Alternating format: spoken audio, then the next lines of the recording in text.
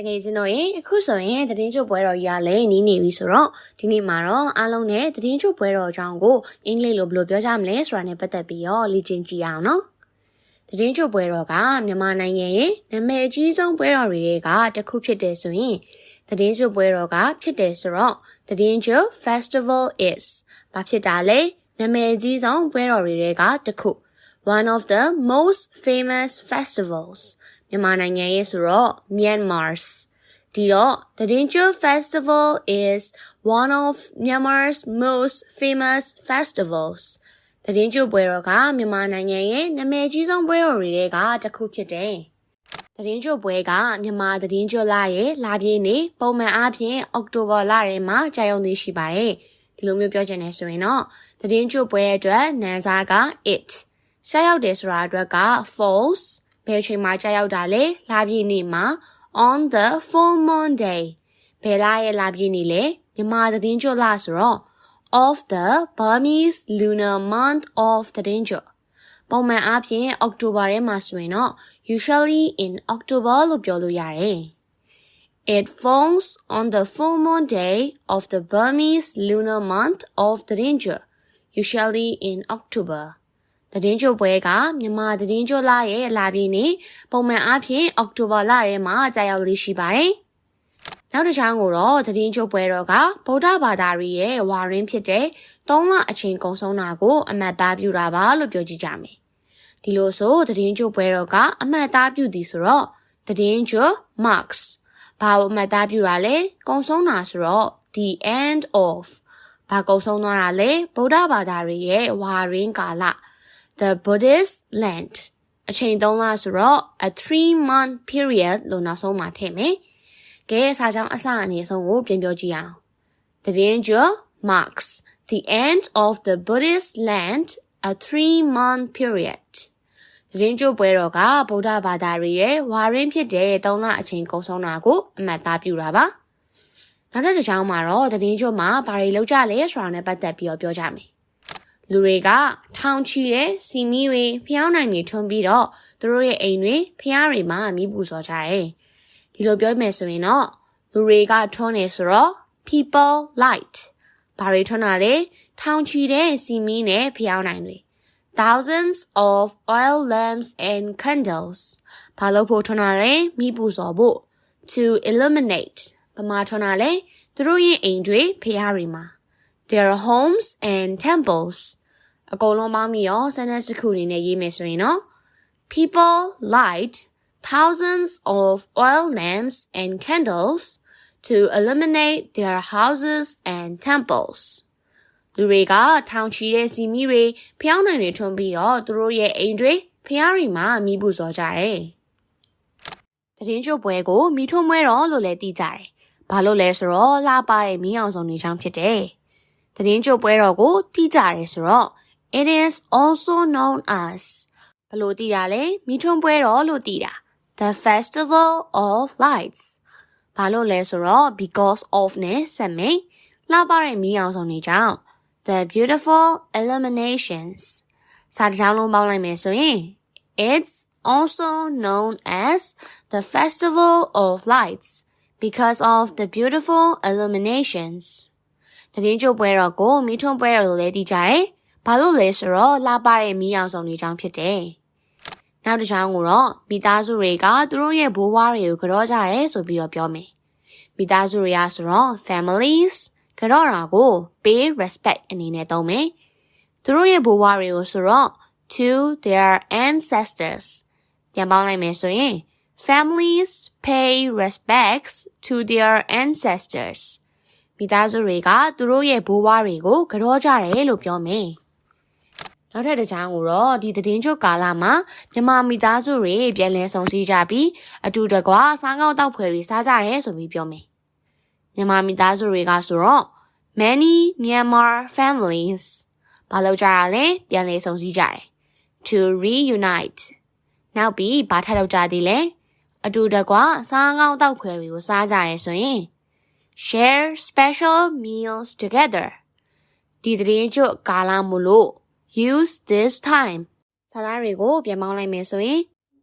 many Myanmar families use this time to reunite and share special meals together.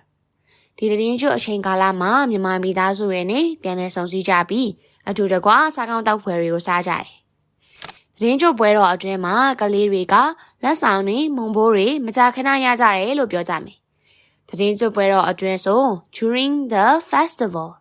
ကလေးတွေကဆိုတော့ children မကြာခဏရကြတယ်ဆိုတော့ often receive လက်ဆောင်တွေနဲ့မုံဘိုးတွေဆို gifts and pocket money ဒီတော့စာကြောင်းက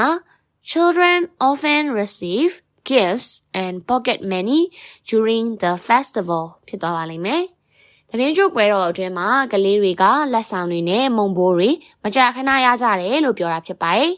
။သတင်းကျွတ်မှာရိုးရာအကတွေတီးဆိုးဖျော်ဖြေရာတွေလည်းရှိကြတယ်။ရိုးရာအကက traditional dances တီးဆိုးဖျော်ဖြေရာက music performances ရှိကြတာကိုနေရာမှာ are common အနေနဲ့သုံးမယ်။သတင်းကျွတ်ပွဲတော်အတွင်းဆိုတော့ during သတင်းကျွတ် traditional dances and music performances are common during သတင်းကျွတ်မှာရိုးရာအကတွေတီးဆိုးဖျော်ဖြေရာတွေလည်းရှိကြတယ်။ပြန်ကြဈေးတွေကမြန်မာမုန့်မျိုးစုံကိုရောင်းကြတယ်။စားစာတွေရောင်းတဲ့ပြန်ကြဈေးတွေကို food vendors ရောင်းချတာဖြစ်တဲ့အတွက် sell မြန်မာရိုးရာမုန့်မျိုးစုံကို delicious Burmese snacks Food vendors sell delicious Burmese snacks. ပြန်ကြဈေးတွေကမြန်မာမုန့်မျိုးစုံကိုရောင်းချကြတယ်။လူတွေကသူတို့ရဲ့အိမ်တွေကိုစက္ကူမီးအိမ်တွေရောင်းဆောင်ပြင်ဆင်တွေနဲ့အလားဆင်ကြတယ်။လူတွေကအလားဆင်ကြရဲဆိုတော့ people decorate. ဘာတွေကိုအလားဆင်တာလဲသူတို့ရဲ့အိမ်တွေကို their houses. ဘာတွေနဲ့လဲစက္ကူမီးအိမ်တွေရောင်းဆောင်ပြင်ဆင်နေနဲ့ဆိုတော့paper lanterns and colorful decorations စာတကြောင်းလုံးကိုပေါင်းကြည့်လိုက်မယ်ဆိုရင်တော့ people decorate their houses with paper lanterns and colorful decorations လူတွေကသူတို့ရဲ့အိမ်တွေကိုစက္ကူမီးအိမ်တွေရောင်းဆောင်ပြင်ဆင်တွေနဲ့အလှဆင်ကြတယ်။သတင်းကျွတ်ကာလအတွင်းမှာဘုန်းကြီးတွေကလည်းလူနေရက်ကွက်တွေစီကစွန်းတွေအလူတွေရရှိကြတယ်။ဘုန်းကြီးတွေကဆိုတော့ monks ရရှိကြရဲဆိုရင် receiveစွန်းက alms အလူတွေဆိုရင် donations လူနေရက်ကွက်ကလူတွေစီရဆိုတော့ community လို့သုံးမယ်ဒီတော့ monks receive alms and donations from the community သတင်းကျွတ်ကာလအတွင်းမှာဘုန်းကြီးတွေကလည်းလူနေရက်ကွက်တွေစီရစွန်းတွေနဲ့အလူတွေရရှိကြတယ်သတင်းကျွတ်အချိန်မှာဗုဒ္ဓဘာသာဝင်တွေကကုသိုလ်ပြုပရဟိတတွေလည်းလုပ်ကြပါတယ်ဗုဒ္ဓဘာသာဝင်တွေကဆိုတော့ some Buddhists ဘာတွေလုပ်တာလဲကုသိုလ်ပြုပရဟိတတွေလုပ်တယ် perform acts of charity သတင်းကျွတ်အချိန်ကာလအတွင်းမှာ during this time စာကြောင်းပြေဆုံးနေနေဆိုရင် some Buddhists perform acts of charity during this time သတင်းကျွတ်အချိန်မှာဗုဒ္ဓဘာသာဝင်တွေကကုသိုလ်ပြုပရဟိတတွေလည်းလုပ်ကြပါတယ်သတင်းကျွတ်ဟာဆိုရင်ဖြင့်ဗုဒ္ဓဘာသာဝင်များအတွက်မိမိတို့ရဲ့တရားဓမ္မခရီးကိုစင်ကြယ်သုံးသပ်ဖို့အချိန်လည်းဖြစ်ပါတယ်။သတင်းကျွတ်ကအခြေတစ်ခုဖြစ်တယ်။သတင်းကျွတ် is a time ဘလို့အချိန်လဲမိမိတို့ရဲ့တရားဓမ္မခရီးကို on their own spiritual journey စင်ကြယ်သုံးသပ်ဖို့ to reflect ဘသူတွေအတွက်လဲဗုဒ္ဓဘာသာဝင်များအတွက်ဆိုတော့ for Buddhists အပြည့်စုံကသတင်းကျွတ် is a time for Buddhists to reflect on their spiritual journey သတင်းကျွတ်ဟာဆိုရင်ဖြင့်ဗုဒ္ဓဘာသာဝင်တွေအတွက်မိမိတို့ရဲ့တရားဓမ္မခရီးကိုစင်ကြယ်သုံးသပ်ဖို့အချိန်လည်းဖြစ်ပါတယ်သတင်းကျွတ်ပွဲတော်ဟာဆိုရင်မြန်မာနိုင်ငံလုံးမှာကျင်းပပြုလုပ်ကြတဲ့အယောင်သွေးစုံလင်ပြီးပျော်စရာကောင်းတဲ့ပွဲတော်တစ်ခုပဲဖြစ်ပါတယ်ဒီစာကြောင်းမှာသတင်းကျွတ်ပွဲတော်ကိုတိုး it's ဆိုပြီးတော့ပဲသုံးကြမယ်အယောင်သွေးစုံလင်ပြီးပျော်စရာကောင်းတဲ့ပွဲတော်ကိုA joyous and colorful festival ကျမပြုလုပ်တီက celebrated မြန်မာနိုင်ငံလုံးမှာ all over Myanmar ဆိုတော့ဇာတာက It's a joyous and colorful festival celebrated all over Myanmar သတင်းကျွတ်ပွဲတော်ဟာဆိုရင်မြန်မာနိုင်ငံလုံးမှာကျင်းပပြုလုပ်ကြတဲ့အယောင်သွေးစုံလင်ပြီးပျော်စရာကောင်းတဲ့ပွဲတော်ပဲဖြစ်ပါတယ်ဒီပွဲတော်ကမြန်မာနိုင်ငံရဲ့ရိုးရာဓလေ့နဲ့ဘာသာရေးအတွက်နှဆိုင်တဲ့မသားတစ်ခုလည်းရှိတယ်။ဒီပွဲတော်ကရှိရဲဆိုတော့ the festival has ဘာရှိရလဲနှဆိုင်တဲ့ရိုးရာဓလေ့နဲ့ဘာသာရေးဆိုတော့ deep cultural and religious significance ဘယ်ရလဲမြန်မာဆိုတော့ in မြန်မာလို့သုံးမယ်ဒီတော့ the festival has deep culture and religious significance in Myanmar ဒီပွဲတော်ကမြန်မာနိုင်ငံရိုးရာဓလေ့နဲ့ဘာသာရေးအတွက်နှဆိုင်တဲ့အမှတ်အသားတစ်ခုလည်းရှိတယ်သတင်းကြွကမြန်မာတွေအတွက်ကျေးဇူးတရားကိုဖော်ပြတဲ့အချိန်ပဲဖြစ်ပါတယ်ဆိုရင်သတင်းကြွကအခြေတစ်ခုဖြစ်တယ်သတင်းကြွ is a time ဘလို့အချိန်လဲကျေးဇူးတရားကိုဖော်ပြဖို့ to express gratitude ဘယ်သူတွေအတွက်လဲမြန်မာလူမျိုးတွေအတွက် for Myanmar people ဒီတော့သတင်းကြွ is a time for Myanmar people to express gratitude ဆိုပြီးတော့ပြောနိုင်ပါတယ်သတင်းကြွပွဲတော်ကလှပပြီးအတိအကျရှိတဲ့မြန်မာတွေရဲ့ရိုးရာဓလေ့တွေပေါ်ကျွယ်ဝမှုတွေနဲ့ဘာသာရေးအယူအဆတွေကိုဖော်ပြနေတဲ့ပွဲတော်တစ်ခုလည်းဖြစ်ပါတယ်။သတင်းကြွပွဲတော်ကိုနာစားသုံးတော့ it's လှပပြီးအတိအကျရှိတဲ့ပွဲတော်ဆိုတော့ a beautiful and meaningful festival ဒီပွဲတော်ကဖော်ပြရဲဆိုတော့ that showcases ဘာတွေကိုဖော်ပြရလဲမြန်မာတွေရဲ့ရိုးရာဓလေ့ပေါ်ကျွယ်ဝမှုတွေဆိုတာကMyanmar's rich traditions ဘာသာရေးအယူအဆတွေဆိုတော့ spirituality ဒီတော့အပြည့်အစုံက it's a beautiful and meaningful festival that showcases Myanmar's rich traditions and spirituality သတင်းကြွပွဲတော်ကလှပပြီးအတိတ်ပဲရှိလာတဲ့မြန်မာတို့ရဲ့ရိုးရာဓလေ့တွေပေါ်ကျွယ်ဝမှုတွေနဲ့ဘာသာရေးအယူအဆတွေကိုဖော်ပြပေးနေတဲ့ပွဲတော်တစ်ခုဖြစ်တယ်